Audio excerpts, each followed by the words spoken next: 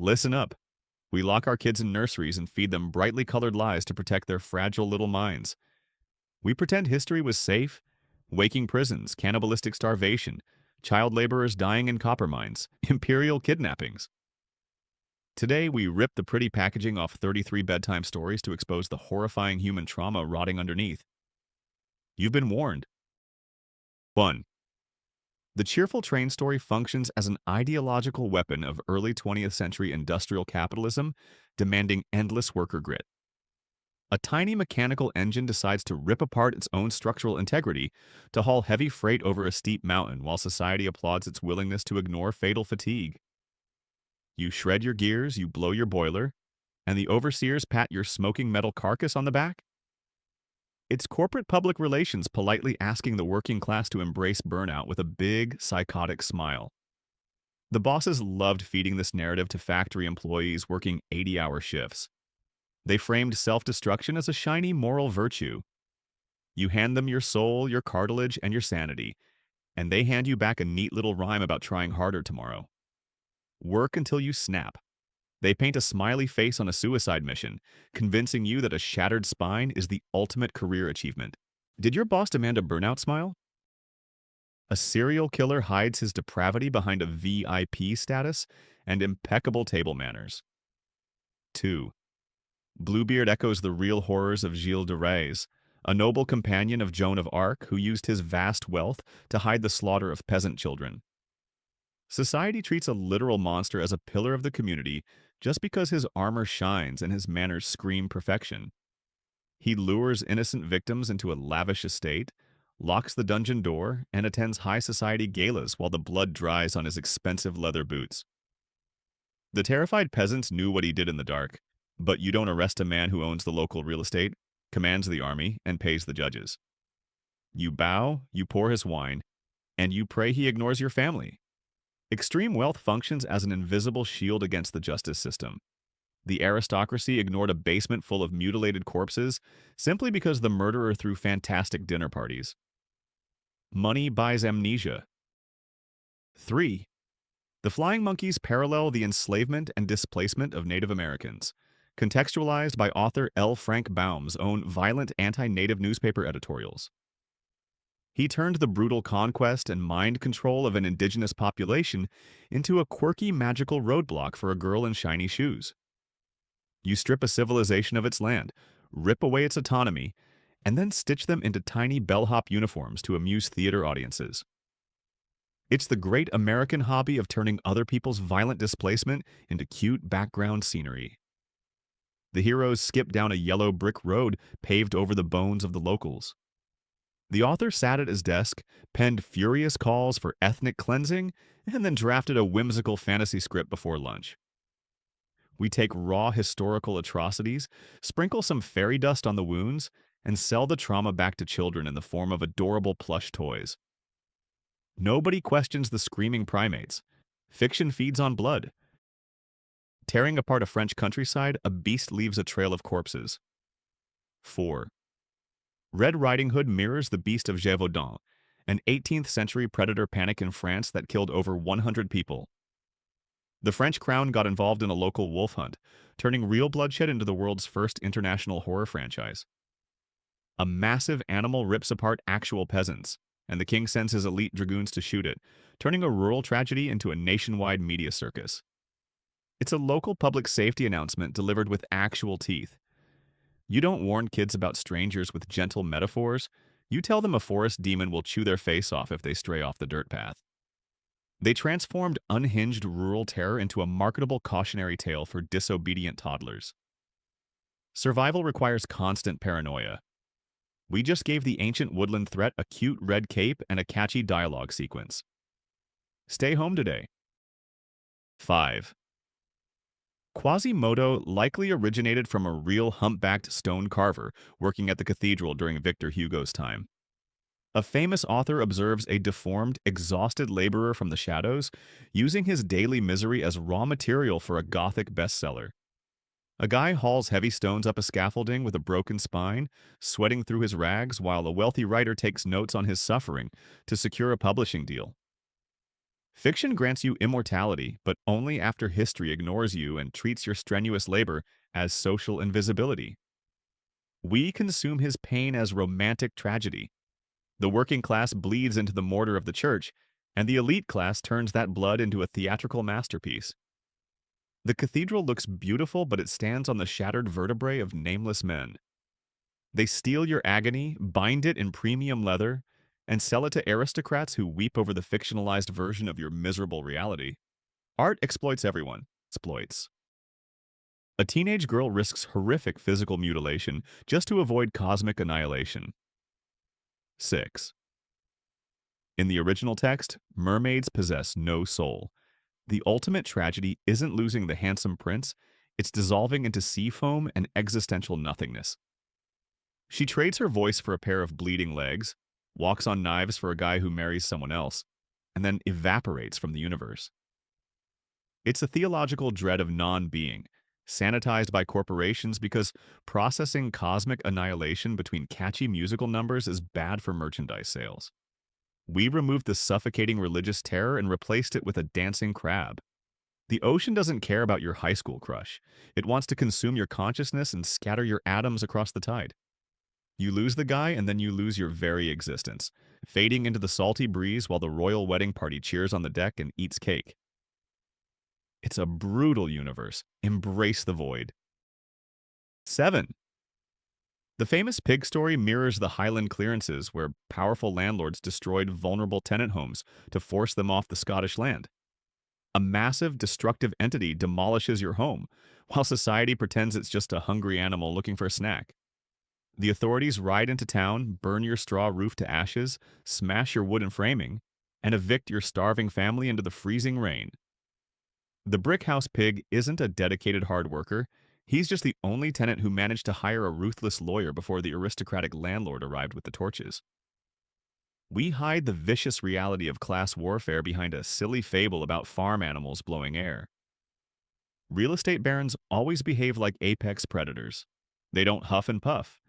They serve you a formal eviction notice, bulldoze your generational wealth into the muddy dirt, and build a highly profitable sheep farm on top of your ruined life. Welcome to capitalism. 8. A guy commits breaking and entering multiple times, loots the gold, and then treats the owner's justified anger as an excuse for premeditated homicide. Jack isn't a hero, but a serial burglar who invades a home, steals valuables, and murders the homeowner when caught. He climbs a giant weed, sneaks into a private residence, robs the vault blind, and chops down the escape route to execute the guy trying to retrieve his stolen property. It's rebranding violent home invasion and banditry as youthful ambition, turning a messy murder into a slick productivity hack. We teach our kids that stealing is fine as long as the victim is larger, richer, and uglier than you. The magical harp doesn't erase the multiple felony charges. He destroyed a unique ecosystem and slaughtered an endangered giant just to avoid getting a real daytime job. History rewards the loudest thief who writes the survival narrative. I'm not making this up. Is Jack just a burglar with great PR? 9. The classic Mother Goose mascot mirrors European witch stereotypes that led to the torture and execution of tens of thousands of women. We take the exact visual profile that got older, independent women burned at the stake, and put it right next to a baby's wooden cradle. A pointed hat, a solitary lifestyle, and an animal companion used to guarantee a one-way trip to the local bonfire. Now it sells alphabet books. It's childhood culture taking yesterday's lethal paranoia, bleaching the bloodstains out of the fabric, and dressing persecution up in a cute little hat. You execute the village herbalist because the harvest failed, wait a few centuries, and then turn her screaming ghost into a beloved bedtime narrator. Society loves a misunderstood victim once she finally stops fighting back and becomes public domain. We mock the ashes of the innocent, turning horrific religious fanaticism into a harmless nursery aesthetic. They burned women alive. 10. The bridge troll represents real robber barons and local strongmen who extorted travelers at narrow mountain passes. A mythical monster runs a profitable business model based solely on armed robbery at a geographical choke point. You want to cross the river to feed your livestock, but a guy with a rusted sword demands half your goods just because he claimed the territory yesterday. It's armed extortion wearing myth makeup. It's the medieval version of surge pricing disguised as local infrastructure management.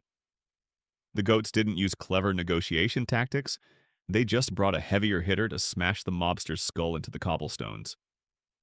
Justice in the brutal ancient world wasn't a blindfolded lady with scales. Justice was just a bigger pair of sharpened horns ready to forcefully shatter your ribcage into 100 splintered pieces. We romanticize the medieval mafia tax, pretending the toll booth was a magical test of courage. You hand over the cash, pay up or die. A giant metal weapon face plants in the mud. 11. Humpty Dumpty wasn't a fragile egg, but a giant royalist cannon during the English Civil War that fell off a defensive wall and couldn't be recovered. An entire army stands around a sunken artillery piece, scratching their heads and realizing that heavy objects possess severe gravitational limits. The king's forces mount their finest siege weapon on a crumbling church tower, the masonry gives way, and the pride of the military shatters in the marsh. It's a catastrophic logistical failure and a humiliating battlefield embarrassment, rebranded as a delicate breakfast item. The infantry didn't fail their king, the stupid egg just lost its balance. They rewrote catastrophic military incompetence into a catchy nursery rhyme, so the commanding generals wouldn't look like uneducated fools in the official history books. You cover up a bloody tactical disaster with a fragile fictional shell to protect the royal ego. Gravity always wins. 12. Desperate parents recalculate their rapidly shrinking winter food supply and decide their own children are mathematically expendable. The creepy woodland story comes directly from the Great Famine of 1315, where extreme starvation led to mass child abandonment and actual cannibalism. You stare at empty cupboards, look at your kids, and walk them into the freezing forest so you can eat the last piece of bread yourself. It's the cruel mathematics of starvation, where extreme hunger turns a house made of candy into a logical, feverish delusion. The old woman in the oven isn't a witch. She's just a starving, desperate neighbor who figured out a horrifying new protein recipe for surviving the brutal winter months. Society shatters the second the wheat crops fail and the rivers freeze. We gloss over the historical famine and focus on the whimsical gingerbread architecture to numb the excruciating psychological pain of human failure. Survival is ugly. Starvation deletes all mercy. 13. While early ballads let her go home peacefully, later historical versions of Mulan ended in punishment or suicide because female autonomy was considered a societal threat. A warrior saves the nation, slaughters the invading horde, only to be told that her lack of gender conformity requires a public execution. You bleed for the emperor, you orchestrate brilliant tactical victories, and your ultimate reward is a death sentence for wearing pants. Culture treats female heroism as something useful for the war effort, but keeps one hand gripping the execution lever. She didn't get a medal and a handsome captain. She got a brutal reality check from a patriarchal state that preferred dead martyrs over powerful women. The establishment takes your glorious battlefield victory, steals the credit, and immediately throws you face first into the unforgiving dirt. History hates independent women who refuse to stay in their designated lane. Patriarchy demands blood. 14. Sleeping Beauty echoes the terrifying real-world 20th century epidemic of encephalitis lethargica, which left victims frozen as living statues. Patients lie awake in their hospital beds but remain physically paralyzed for decades, paused by the universe while no magic prince ever shows up to save them. You retain your full consciousness, your eyes track the sunlight moving across the room, but your muscles refuse to twitch. It's a sanitized rewrite of a neurological waking prison, where the literal "do not disturb" sign serves as prime nightmare fuel. A viral pathogen turns your own skull into a solitary confinement cell. Disney spun this traumatic medical horror show into a sparkling romance about waiting for a handsome royal savior. The desperate doctors couldn't fix the swelling brain tissue, so the storytellers invented a magical kiss to cure severe neurological damage. Your own body becomes a silent, suffocating tomb. Viruses show no mercy. 15. Beauty and the Beast originated from Petrus Gonçalves, a man with hypertrichosis who was educated married off, and displayed as a curiosity by European courts. Aristocrats dress a hairy man in noble clothes just to brag to their friends about their new pet human. They teach him Latin, force him into a velvet suit, and parade him around the banquet hall like a captured mythical creature. Elite court culture functions as a high society freak show with better upholstery and fine wine. You aren't a guest at the dinner party, you are the entertainment, forced to smile while dukes and duchesses debate your humanity over roasted pheasant.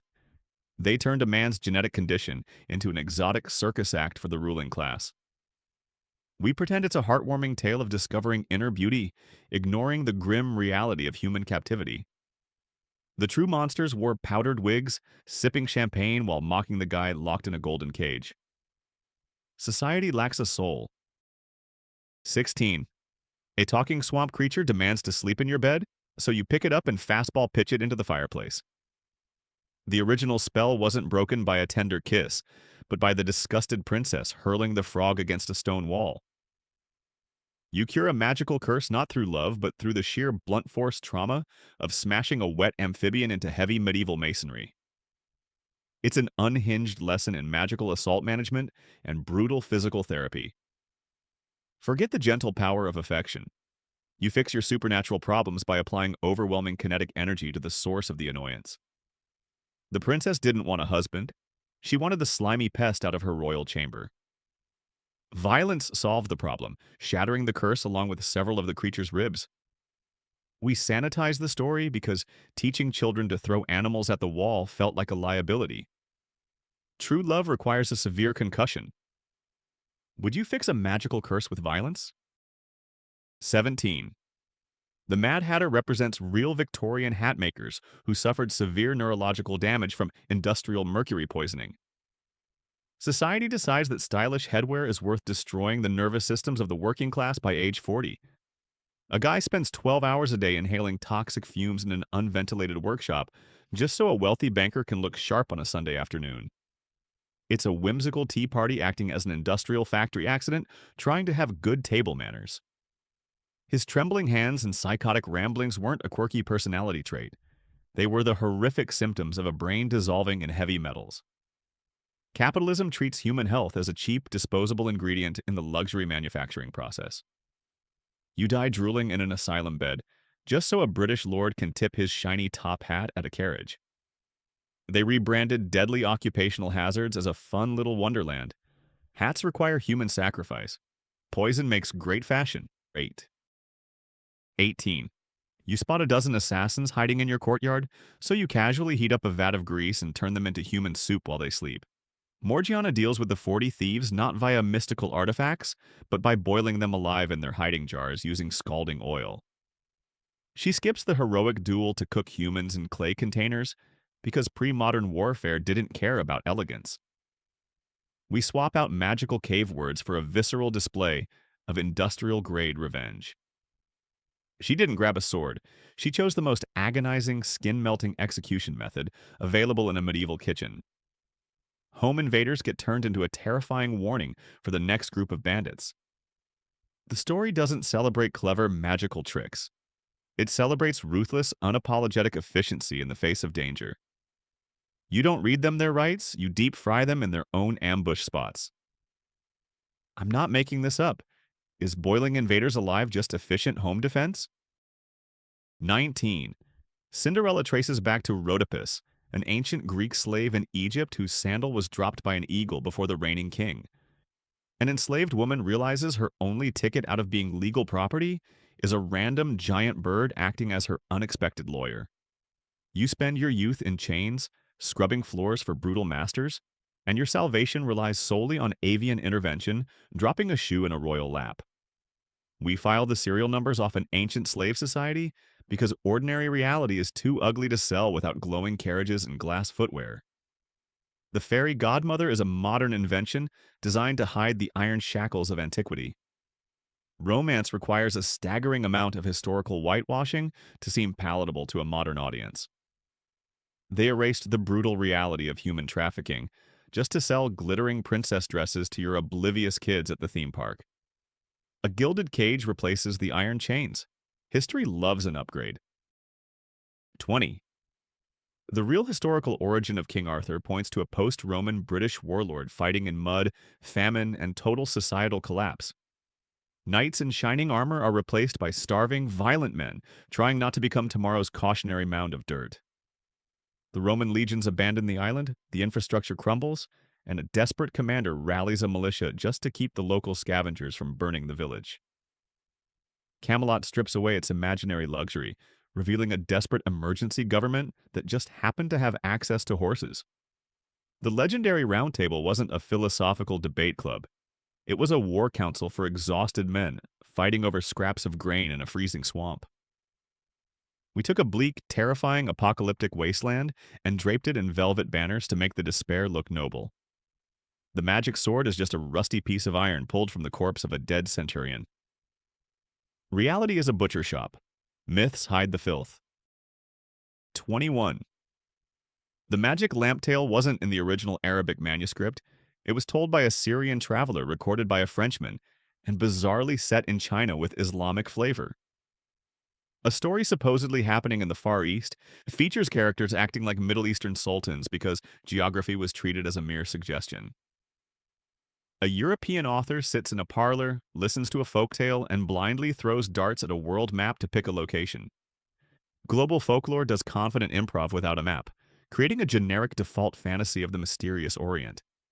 It's a chaotic mashup of cultures designed to entertain Parisian aristocrats who couldn't find Damascus on a globe.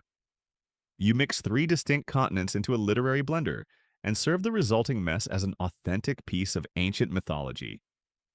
Disney took this geographical car crash and added a wisecracking blue genie to distract you from the historical plagiarism. Is Aladdin just geography doing terrible improv comedy? 22. The real Mtawaka was kidnapped, coerced, renamed, paraded in England for Virginia Company propaganda, and died at age 20. An empire stages someone's literal kidnapping and cultural erasure as a photogenic, romantic success story.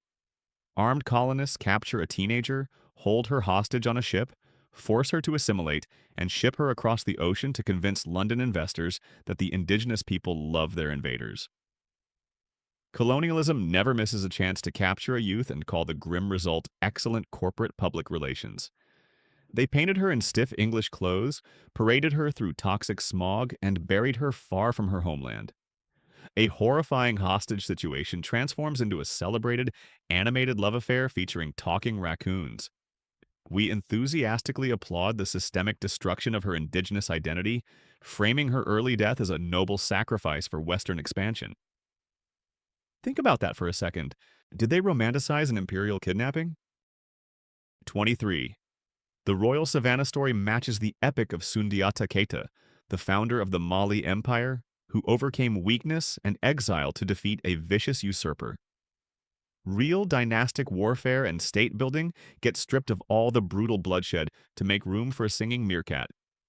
A crippled prince gets banished into the wilderness, builds a huge coalition of warriors, and marches back to slaughter the dictator who stole his father's throne. Real medieval politics function exactly like a Disney plot, but with infinitely worse dental care and 0 cute animal sidekicks. You replace the thousands of spearmen dying in the dust with a spectacular choreographed dance sequence. History provides a gruesome, skull-crushing war of succession, and Hollywood gives us an upbeat jungle soundtrack to hide the political assassinations. The king doesn't reclaim his rightful throne with a dramatic roar. He reclaims it by burying his enemies in a mass grave. Power demands blood. Power demands. 24. The disgusting yahoos reflect the English colonial dehumanization of the Irish, framing them as irrational and animal-like beasts of burden. Ruling powers look at a subjugated population and legally define them as livestock, to make extreme exploitation feel admin-friendly. An empire invades a neighboring island, steals the resources, and writes detailed academic papers claiming the natives are biologically incapable of basic reason.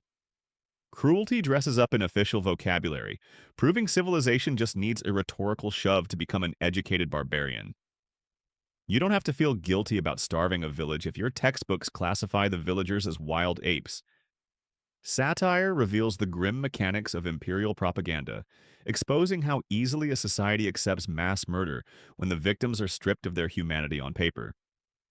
The author mocked the oppressors, but the oppressors just laughed and kept stealing land. The monsters wear suits. Monsters wear 25. The whistling miners linked to Margrethe von Waldeck and the deformed, stunted children forced to labor in toxic 16th century copper mines. Storytellers take bodies wrecked by brutal underground conditions and rebrand them as cheerful, diminutive men swinging pickaxes. Small children crawl into suffocating tunnels, breathing heavy metallic dust until their growth stunts and their spines curve. Industrial misery and unregulated capitalism crush human bones, yet we cover it up with a cheerful singing bird soundtrack. The famous poisoned apple distracts you from the harsh historical fact that an entire generation of rural youth died, coughing up black blood in the damp dark. We turn their lifelong physical trauma into a delightful garden gnome aesthetic, selling plastic toys based on their agony. Think about the sheer audacity required to merchandise child labor. Seriously, capitalism eats the young. Were the whistling dwarfs actually poisoned child laborers? 26. A business owner wakes up rich, unbothered by the fact that invisible bodies did all his strenuous labor in the dead of night. A disturbing parallel to 19th century sweatshops, where child laborers worked dark, exhausting hours for virtually zero pay. A guy goes to sleep, and a crew of desperate, unpaid workers breaks into his shop to manufacture luxury leather goods before the sun rises. Magic functions as a polite cover for extreme exploitation, providing pristine labor without wages or the inconvenience of acknowledging human rights. We celebrate the festive miracle of free production while intentionally ignoring the tiny hands bleeding over the sharp sewing needles.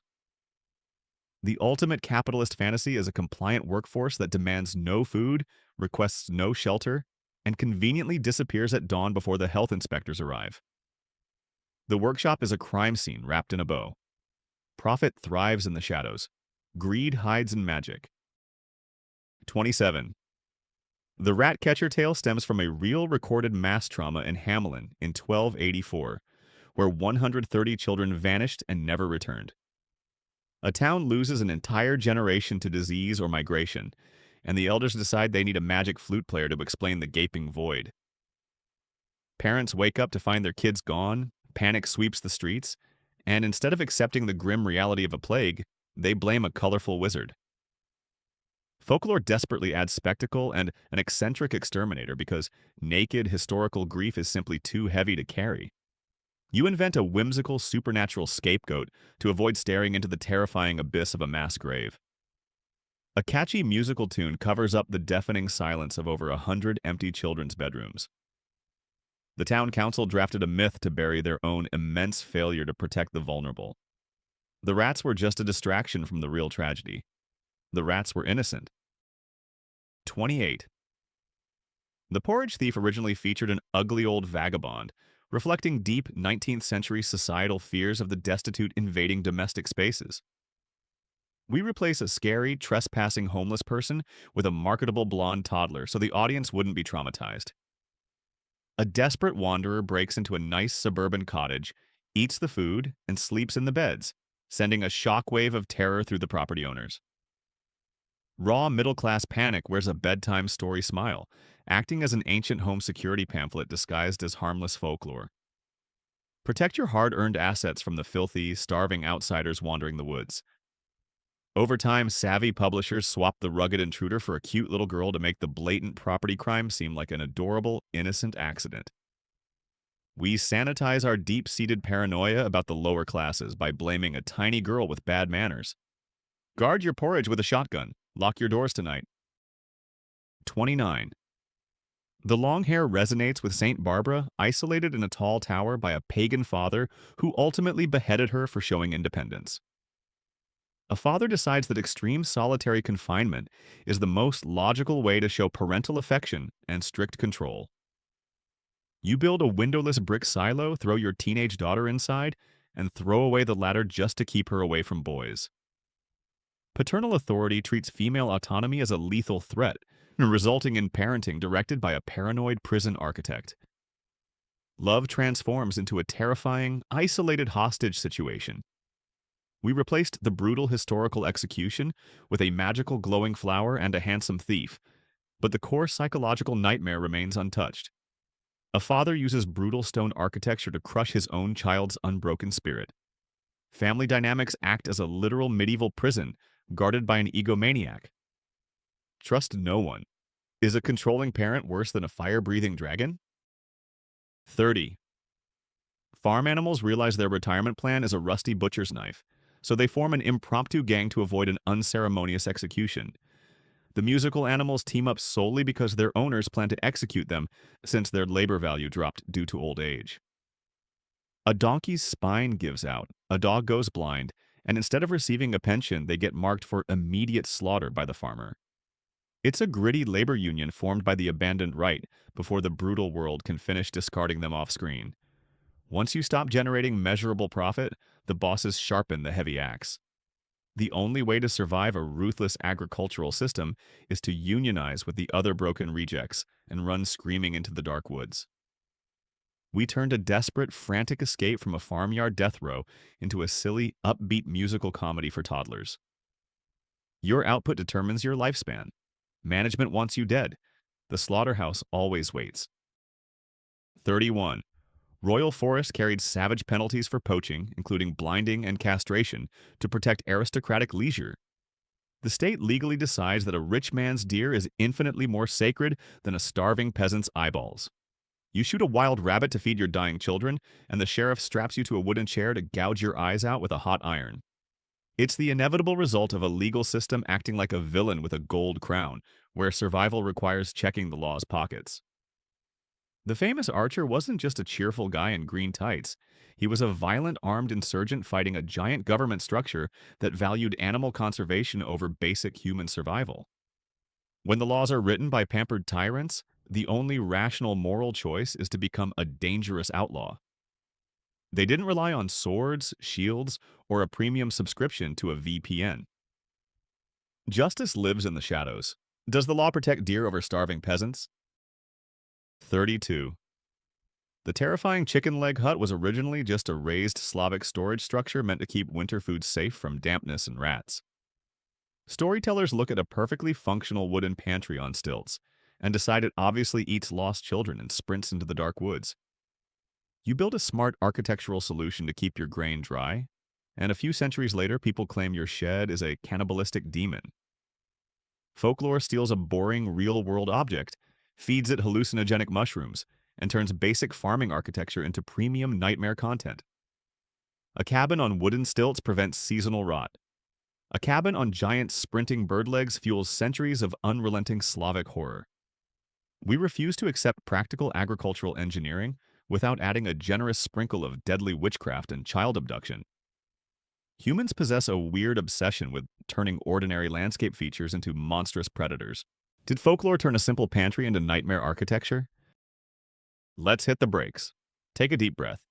We just marched through 32 childhood memories, dragging them into the harsh sunlight and watching them turn to dust. Your favorite bedtime stories are nothing but sanitized cover-ups for famine, plague, sweatshops, and rampant imperial slaughter. It's a mountain of ruined innocence, but we have to pick a winner for the most sickening historical perversion. I select Pocahontas. Taking a kidnapped, coerced teenage victim of a brutal empire and mutating her tragedy into a glowing, romantic corporate mascot is the ultimate gaslighting of human history. They erased her real trauma, animated her with a raccoon, and sold her back to us as a love story.